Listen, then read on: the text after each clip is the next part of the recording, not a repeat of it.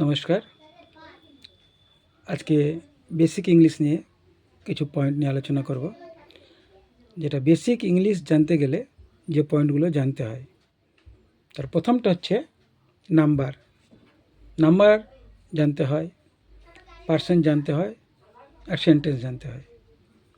প্রথমে নাম্বার নিয়ে আমি আলোচনা করছি, ঠিক আছে? নাম্বার দুই প্রকার, সিঙ্গুলার, প্লুরাল। যে ওয়ার্ড দ্বারা একটি মাত্র ব্যক্তি বা বস্তুকে বোঝায় তাকে সিঙ্গুলার বলে, যেমন the boy, the cow, he, she, it, Ram, Shyam, Jadu, Madhu, যা বলবো আর কি সিঙ্গুলার বোঝাবে। দ্য গট, এ লায়ন, এগুলো সিঙ্গুলার ওয়ার্ড।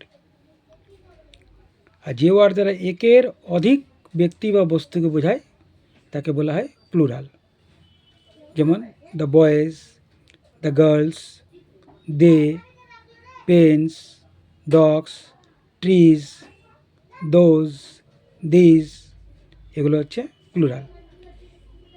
নাম্বারে এগুলো জিনিস জানলেই মোটামুটি হয়ে যাবে আর কি। তারপরে জানতে হবে পার্সন। পার্সন তিন প্রকার। ফার্স্ট পার্সন মানে ব্যক্তি আর কি, first person, second person, third person. এই পার্সনটা অত্যন্ত ইম্পর্টেন্ট।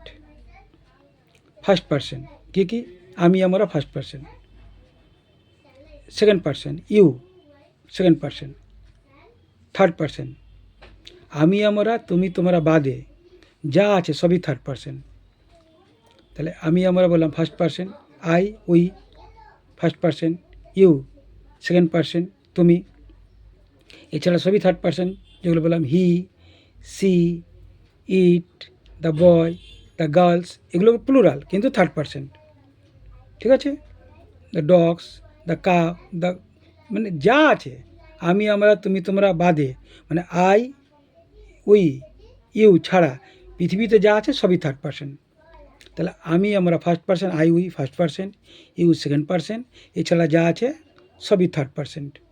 এই থার্ড পার্সন না জানলে কিন্তু, বা first person, second person, third person এগুলো না জানলে ইংলিশটা বোঝার ক্ষেত্রে কিন্তু অনেক প্রবলেম হবে।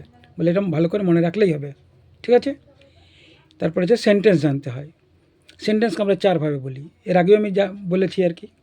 হাই বলি মানে এফার্মেটিভ, নেগেটিভ নাবাচক, এর মানে এফার্মেটিভ হাবাচক, নেগেটিভ নাবাচক, ইন্টারোগেটিভ প্রশ্নবাচক, ইন্টারোগেটিভ এর নেগেটিভ প্রশ্ন এবং নাবাচক, ঠিক আছে? আমি যে এমিজারে যে ব্যবহারটা বলেছি বা এর আগে যে শিখিয়েছি তার মধ্যে আছে, সেখানে দেখে নেবেন।